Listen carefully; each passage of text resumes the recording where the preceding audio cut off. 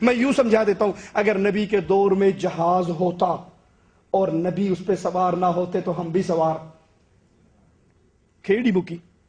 نبی کے دور میں ڈھول تھا نا، نبی نے نہیں سنا، ہم بھی الحمدللہ نہیں سنتے۔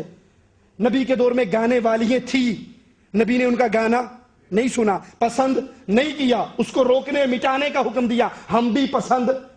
اگر آپ سائیکل، لائٹ، پنکھے کی مثال دے تو ہم کہتے ہیں اگر نبی کے دور میں پنکھا ہوتا اور نبی اس کی ہوا میں نہ بیٹھتے نا، ہاتھ والے کے ہوا میں بیٹھتے تو ہم بھی ہاتھ والے کوئی دین سمجھتے۔ یہ دنیا کی چیزیں ہیں، یہ اللہ نے ہمارے لیے مسخر کی ہیں، یہ دین نہیں ہے۔ لینڈر، قالین، ماربل، لائٹیں، پنکھے، گاڑیاں، جہاز، یہ دنیا کی مثال ہے۔ اور دین، الیوم اکملت لکم دینکم، دین پورا ہو گیا، اسلام پورا ہو گیا۔ اسلام جب پورا ہوا، یہ آیت اترنے سے پہلے نبی کی زندگی میں 12 ربیع الاول کا دن آیا، نبی نے اس دن جشن کا جلوس نہیں نکالا، صحابہ نے نہیں نکالا۔ اگر یہ دین ہوتا نبی بھی نکالتے، صحابہ بھی نکالتے۔ دوسری مثال دوں، اللہ کے نبی صلی اللہ علیہ وسلم کے دور میں، اللہ کے نبی صلی اللہ علیہ وسلم کے دور میں امواتیں ہوئیں، موتیں ہوئیں، آپ کی بیوی فوت ہوئی، آپ کے بیٹے فوت ہوئے، آپ کی بیٹیاں فوت ہوئی، نبی نے جنازہ پڑھا یا نہیں پڑھا؟ کیونکہ دین تھا، کیونکہ دین تھا۔ لیکن نبی نے تیجا، کیونکہ دین نہیں ہے، بے دینی ہے، بدعت ہے۔ اللہ کے نبی صلی اللہ علیہ وسلم اپنے دور میں جس چیز پہ عمل کرتے رہے اس کی دعوت دیتے رہے، صحابہ اس پہ عمل کرتے رہے، وہ عمل کرنا ثواب ہوگا، اور جو اس کے خلاف ہوگا وہ دین نہیں، اور دنیا کی دلیل نہیں بنتی۔ یہ بھی حدیث سے سمجھا کر جاتا ہوں آپ کو، صحیح مسلم کے اندر ہے، اللہ کے نبی صلی اللہ علیہ وسلم نے اپنے صحابہ کو دیکھا، مدینے میں کھجوریں زیادہ تھی نا، تو صحابہ وہ کھجور کا جب بور آتا ہے تو نر مادہ کا کراس کرواتے ہیں۔ یہ کسان لوگ، کھیتی باڑی والے لوگ اس مسئلے کو سمجھتے ہیں۔ تو آپ نے کہا یہ کیا کرتے ہو؟ صحابہ نے کہا یا رسول اللہ صلی اللہ علیہ وسلم اس سے پھل زیادہ ہوتا ہے۔ آپ نے کہا چھوڑو پرے، کیا چکروں میں پڑتے ہو، اللہ پھل دینے والا، اللہ دے گا۔ صحابہ نے کہا ٹھیک ہے جی، نہیں کرتے ہم۔ اگلا سیزن جب آیا بور کا تو صحابہ نے وہ ملاپ جو کرواتے تھے وہ نہیں کروایا، بالکل تھوڑا سا پھل، معمولی سی کھجوریں ہوئی۔ کہ اللہ کے نبی صلی اللہ علیہ وسلم آپ کے کہنے کی وجہ سے ہم رک گئے تھے، ہم نے وہ نہیں کیا جو ہم کرتے تھے، تو ہمارے تو کھجوریں ہی بہت تھوڑی ہوئی۔ اللہ کے رسول صلی اللہ علیہ وسلم نے یہ بات سن کر فرمایا انتم اعلم بامور دنیاکم، اپنی دنیا کے معاملات کو تم بہتر جانتے ہو، دنیا کے معاملات کو تم بہتر جانتے ہو۔ نبی ہمیں دین کی تعلیم دینے کے لیے آئے، عبادت کا طریقہ سکھانے کے لیے آئے۔ جس چیز کا تعلق عبادت سے ہے، دین سے ہے، اجر سے ہے، ثواب سے ہے، وہ کام ہمیں امام الانبیاء محمد کریم صلی اللہ علیہ وسلم نے سکھا دیا، وہی دین ہے۔ اور جو اس سے بڑھتا ہے وہ دین نہیں ہے، بلکہ اس دین کے اندر عبادت میں اضافہ کرنے والا، ثواب کی نیت سے کام کرنے والا بدعت کا مرتکب ہوتا ہے۔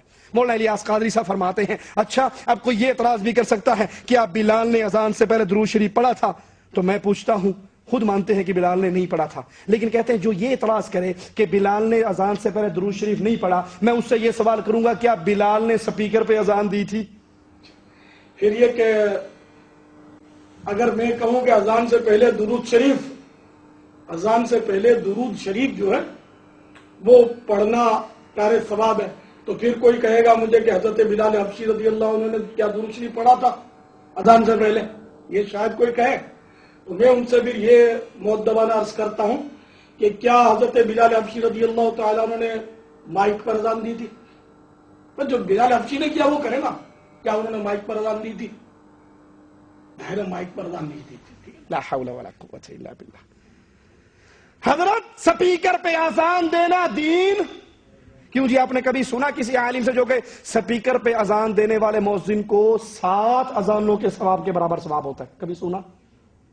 یہ دنیا کی ایک ایجاد ہے، اس کا دین سے تعلق، بغیر سپیکر کے اذان دو یا سپیکر میں اذان دو، ثواب میں دونوں برابر ہیں۔ لیکن اذان سے پہلے درود شریف پڑھنے کے آپ فضائل سناتے ہو کہ اذان سے پہلے درود پڑھا جائے، یہ ثواب ملتا ہے، یہ ثواب ملتا ہے، یہ ثواب ملتا ہے۔ ہم کہتے ہیں جس چیز پہ ثواب ملتا ہے وہ محمد نے بیان کر دی صلی اللہ علیہ وسلم۔ تو آپ بتاؤ، خود مانتے ہو بلال نے اذان سے پہلے درود نہیں پڑھا، اب جو اذان سے پہلے درود پڑھتا ہے وہ بدعت ہے، اس کے لیے سپیکر کی مثال قابل قبول نہیں ہوگی۔ فرماتے ہیں اچھا قرآن پاک درخت کے پتوں، چھلکوں، چمڑوں پر لکھا ہوا تھا، اور بعد میں یہ کتاب کی صورت میں آیا تو اس کا پھر کتاب کی صورت میں آنا کیسے جائز ہو گیا؟ آپ کو یہ یاد ہونا چاہیے کہ قرآن پاک چمڑے پر لکھا جاتا تھا، درخت کے پتوں پر، چھلکوں پر تحریر کیا جاتا تھا۔ یہ جو پرنٹنگ ہو رہی ہے اب، اور ایک سے ایک دیدہ زیب پرنٹنگ ہو رہی ہے، چھپائی ہو رہی ہے، یہ پریس کہاں تھے پہلے؟ نہ یہ کاغذات پر اس طرح لکھا جاتا تھا قرآن شریف خوش خطی کے ساتھ۔ ہم کہتے ہیں حضرت اس وقت اللہ کے نبی نے قرآن لکھوایا، صحابہ نے لکھا اور بعد میں اسے اکٹھا کر دیا گیا، اس میں کوئی حرج کی بات تھی؟ اور پھر صحابہ کا اجماع ہوا تھا اس بات پر۔ جب حضرت عثمان کے دور میں یہ معاملہ چلا تو صحابہ کا اجماع ہوا کہ اب صحابہ شہید ہونے لگے جنگوں کے اندر، حفاظ، کہیں یہ قرآن ضائع نہ ہو جائے تو اس کو اکٹھا کیا جائے۔ تو شریعت کے دلائل میں سے اجماع بھی ایک دلیل ہے، اور صحابہ کا اس پہ اجماع ہوا اور پھر اس کو لکھا گیا۔ کہتے ہیں مروجہ جشن میلاد اور درود شریف صحابہ کے دور میں نہیں تھا تو آپ کو نہیں چاہیے، تو کہتے ہیں چھپا ہوا قرآن کیوں پڑھتے ہو؟ ایک اور سوال کرتے ہیں، کہتے ہیں اچھا یہ بتاؤ کیا صحابہ کے دور میں صحیح بخاری لکھی گئی تھی، کتب ستہ لکھی گئی تھی؟ جب نہیں لکھی گئی تھی ان کو کیوں پڑھتے؟ صحابہ کرام کے دور میں نہیں قرآن شریف تھا، اور پھر بعض اوقات کوئی دلیل دو تو اگلا بولتا ہے کہ بخاری شریف کی ہم کو دلیل دو، تو پہلے اس کی خدمت میں عرض ہے کہ پہلے یہ بتاؤ کہ کیا بخاری کس صحابی نے لکھی ہے؟ بھائی یہ تو بتاؤ، بخاری کی دلیل تو مانگ رہے ہو، کس صحابی نے لکھی ہے؟ یقیناً کسی صحابی نے نہیں لکھی، بخاری شریف تو بہت بعد میں لکھی گئی۔ اسی طرح آپ لوگ سیاہ ستہ کی دلیل دو، تو سیاہ ستہ بھی یہ سب بعد میں مدون ہوئی ہے۔ ہم کہتے ہیں شیخ محترم مولانا حضرت بزرگ جی، یہ حدیثیں لکھی گئیں نبی کے دور میں، صحابہ نے لکھی اور صحابہ نے تابعین کو سکھائی، تابعین نے تبع تابعین کو سکھائی، اور پھر اس بخاری کی کتاب کے اندر وہ بند ہو گئی، مسلم کی کتاب میں بند ہو گئی۔ اب یہ حدیثیں نبی کے دور میں موجود تھیں یا نہیں تھی؟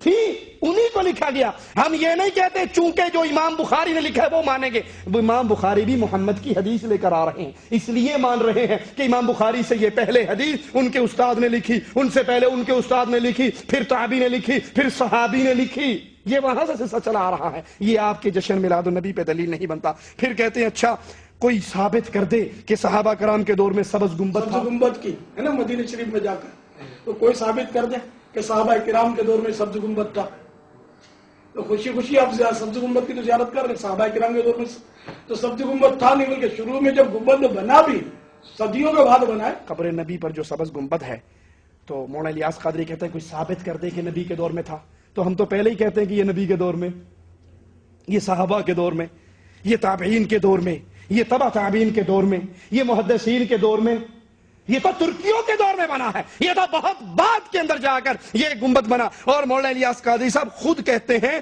کہ یہ صدیوں بعد گنبد بنا، اور پہلے سفید تھا، پھر پیلا تھا، پھر رنگ برنگا ہوا، اور اب جا کر سبز ہوا، تو تم سبز گنبد کی نسبت سے جھنڈے کیوں لے کر پھرتے ہو؟ تو بھائی یہ دلیل تو آپ ہی کے خلاف جاتی ہے۔ آپ مانتے ہو پہلے سفید تھا، پھر پیلا ہوا، پھر رنگ برنگا ہوا، کل کو کوئی اور آ کر اس کا رنگ بدل دے تو پھر جھنڈے بدل جائیں گے، پگڑیاں بدل جائیں گی؟ جو لوگوں کے دیکھا دیکھی رنگ بدلے وہ دین نہیں ہوا کرتا۔ کہتے ہیں ان وسوسوں پہ نہ جاؤ اور خوب جوش سے جشن عید میلاد مناؤ۔ اور اس کے فضائل بیان کرتے ہوئے کہتے ہیں ابن حجر مکی نے نعمت الکبریٰ صفحہ نمبر 12 پر نقل کیا ہے، 12 پر نقل کیا ہے کہ جنید بغدادی نے فرمایا محفل میلاد میں ادب و تعظیم سے حاضری دینے والے کا ایمان سلامت رہے گا۔ جنید بغدادی کا قول آپ کو مبارک ہو، ہمیں محمد رسول